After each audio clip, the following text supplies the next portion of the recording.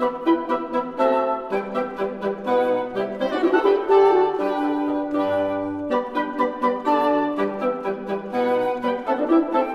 story all about Oliver Cromwell's head, written by Rick Jones and performed by the Jones Boys. As I say, for those of you who don't know, we exist to give young professionals a little bit of a platform. So you could say we're something like Poplar's little fringe musical festival. Now, we're not the only fringe festival in this island. There is the Edinburgh Festival, the Edinburgh Fringe Festival, which is cranking itself up already. And tonight's artists are going to be a part of the Edinburgh Fringe. The camera always does that, just in the middle, it's terrible. If this evening you have come away and look forward to this evening as an opportunity to get away from the children, you may have 2, or you may have 3. The mother and father of tonight's little outfit, they have 10 children, so you're not all likely whoever you are. The other half are on duty. And the other half are on duty. I'm not going to say a great deal more, but just to ask you to give a warm welcome to the Jones Boys. Thank you very much.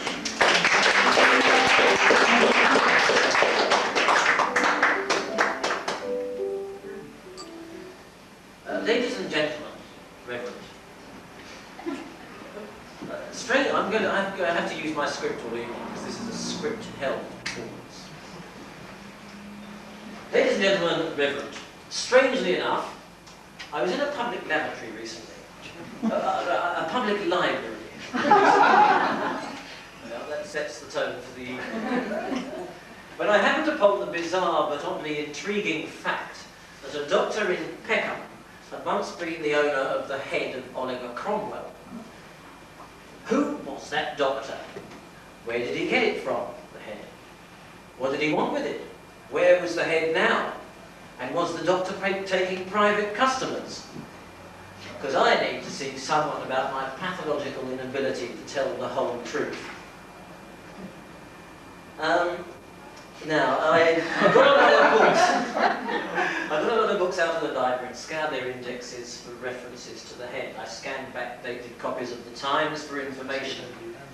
I even read a very large, boring book by Lady Antonia Fraser. And got some stuff out of there. I can thoroughly recommend... I got in touch with the Cromwell Society as well, and they were a bit dubious at first. They wondered who I was.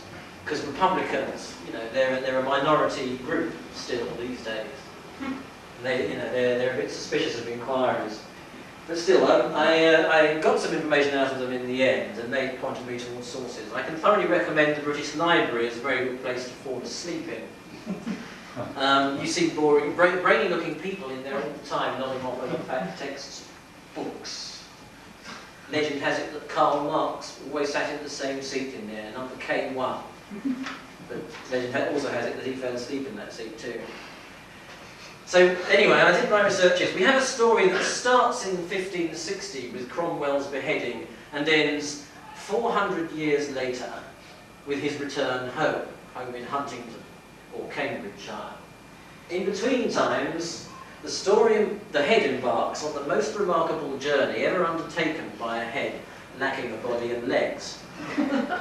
The head stops off with a sentry and his daughter, a family of rich twits in Suffolk, a travelling show proprietor, a trio of Republican brothers, the said doctor in Peckham, and a fraternity of college beaks in Cambridge.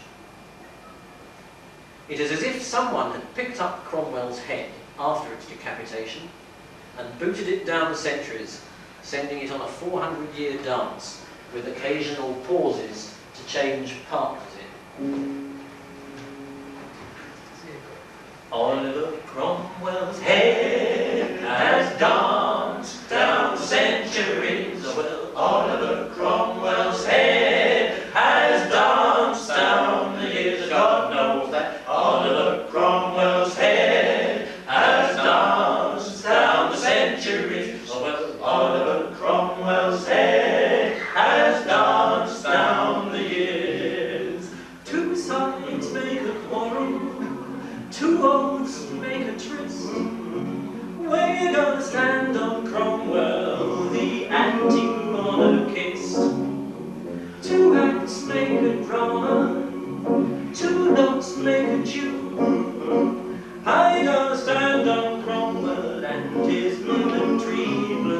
God knows that Oliver Cromwell's head has danced down the centuries. Oh, well, Oliver Cromwell's head has danced down the years. God knows that Oliver Cromwell's head has danced down the centuries. Oh, well, Oliver Cromwell's head has danced down the years.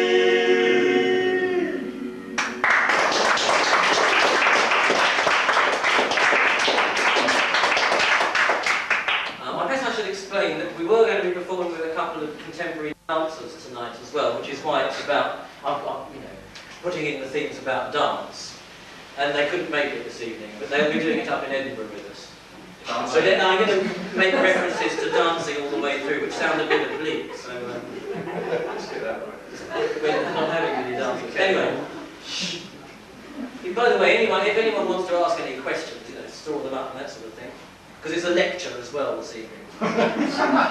If you thought the monarchy today was in a bad way, then take a look at Charles I's experience. He was unfortunate enough to be king when commoners were really starting to express themselves for the first time. Well, Charles I was a decent sort, really. He was just a bit conservative. What with his he was a bit old-fashioned in his way, with frilly long hair and frightful long hair and frilly cuts. Yes. When the fashion on the streets had already turned Puritanism some time before, so already, you've got a king who wasn't very popular. He fed up with Parliament over taxes mainly, and the bishops' war. He wanted to raise money to fight bishops in Scotland, I think. Niall will back me up or not, I don't know. Couldn't raise the money, so fed up with Parliament, and then the Civil War began. Cromwell proved to be a big hit in the Civil War. Won all the major battles that were going, Marston, Moore and Edgehill, and when the Civil War ended, it was obvious who should be the leader of the country. And Oliver Cromwell reigned as Lord Protector for 10 years. And we're talking now about 1649 to 1658. Oliver Cromwell died in 1658 of what was diagnosed by the quacks at the time as bastard tertian ague. And though most people were glad to see the back of him and his strict regime, he was given a state funeral and a carved tomb in Westminster Abbey and a big bean feast afterwards with cakes and choristers and Quaker oats. It took a couple of years for the people really to start dancing again because, of course, another thing you see, dancing, Cromwell had supposedly banned it. I mean, he wasn't quite as bad as all the pictures make out, but nonetheless there's some truth in it. And singing for that matter, banned singing, of course, so we would have gone on terribly well. Everyone decided that life under the old king hadn't been too bad once Cromwell had died, and though it was too late to get the old king back, they could at least summon his son to take over. So they got back Charles II. But now the people had a problem because if they were going to reinstate the monarchy, the king, quite legally, this meant that Cromwell must have been acting illegally in getting rid of Charles I. So now Cromwell was a criminal, yet he'd been given a state funeral, and there was only one thing to do. A large mob then gathered together and went down to Westminster Abbey with big sticks and cudgels and things, and they smashed open Cromwell's tomb. And they dragged out the body, and they, much to the consternation of the staff who worked there, they didn't know what was going on, but nobody did it. They just let it all through. It's Cromwell's tomb. And they put the body on the back of a cart, and toted off in the direction of Tyburn. It didn't actually get as far as Tyburn that day because everyone stopped off at the old Red Lion pub in Holborn. It still stands. It has a Cromwell room upstairs, so that much is true.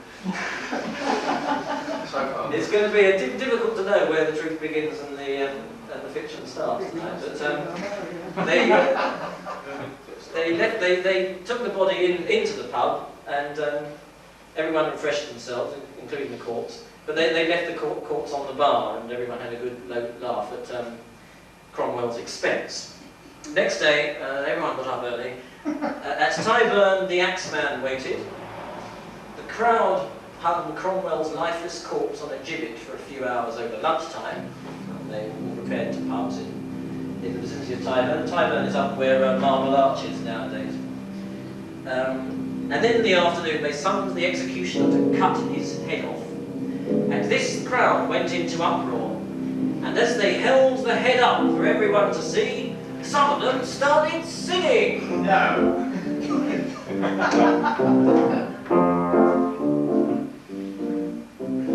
I ain't got nobody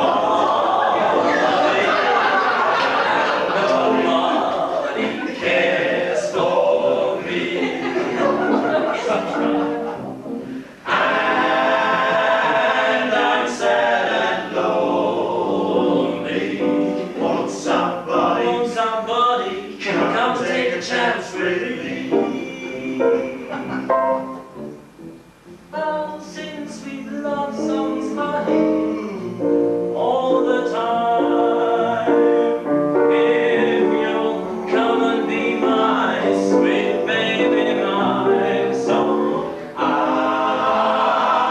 ain't got nobody, and nobody cares for, nobody cares for, nobody cares for me.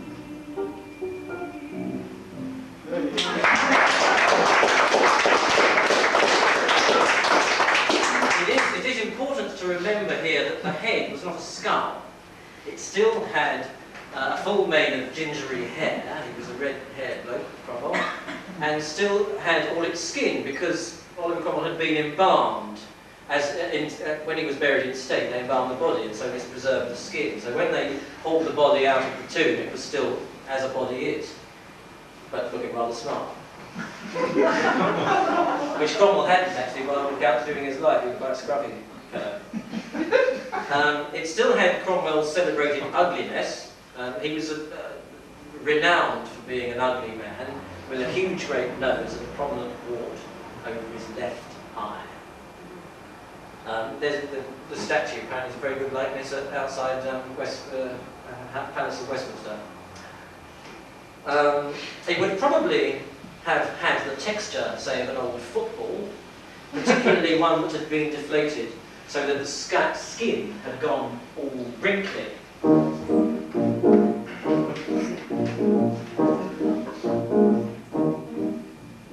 Nowadays we often gaze at women over 40 without the slightest trace of wrinkles on their face.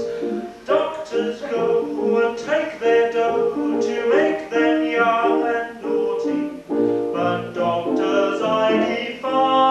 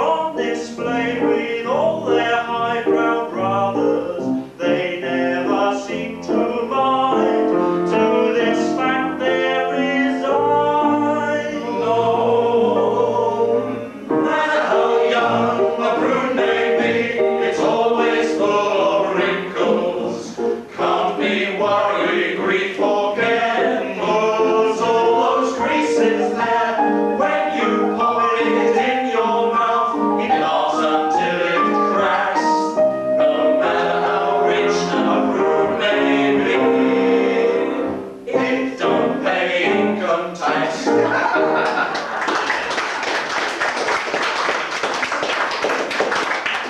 Now, the pruny head of Cromwell was stuck on a spike after having been beheaded, and placed in the courtyard at Westminster Palace as a cautionary signal to others who might think of doing in a king, or stopping people from dancing. The year was 1660, the Great Fire of London and the plague were just around the corner. The whole of life in London was about to be purged. Cromwell observed all this from the top of his spike.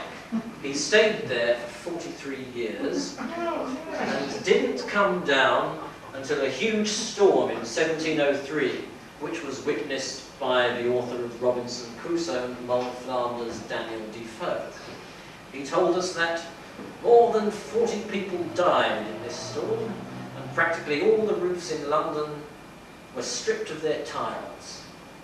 And we get upset when some corrugated iron go down the street. Things were different then.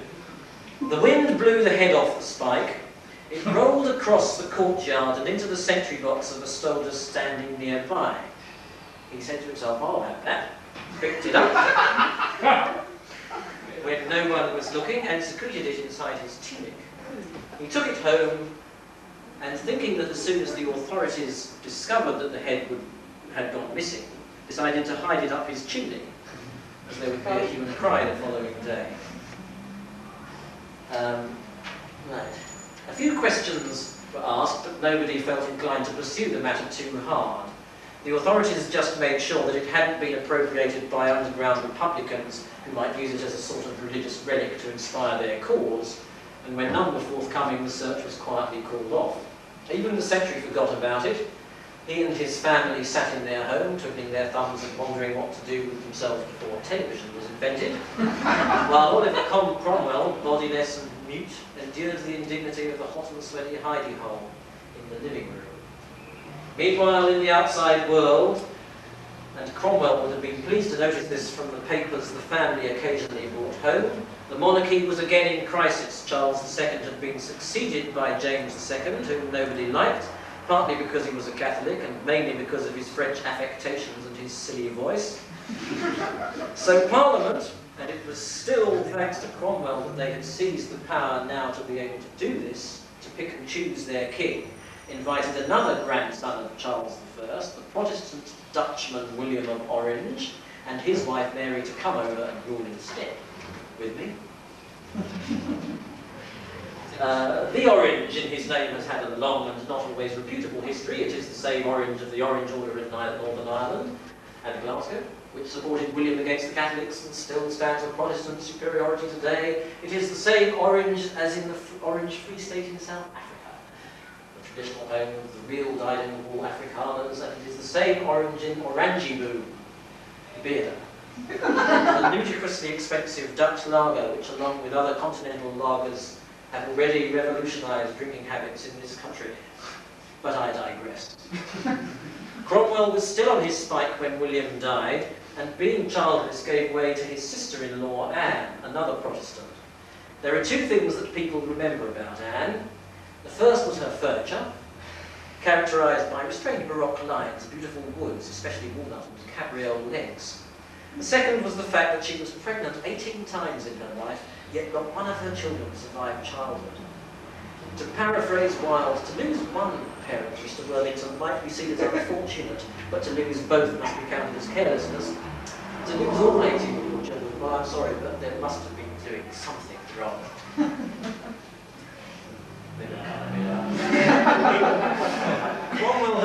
Cromwell had lost children too, his favourite ones, in fact, and it must have been a particular sore point with him to have been succeeded by the least able of his sons, Richard. Richard would probably have disagreed with this, as sons are inclined to do.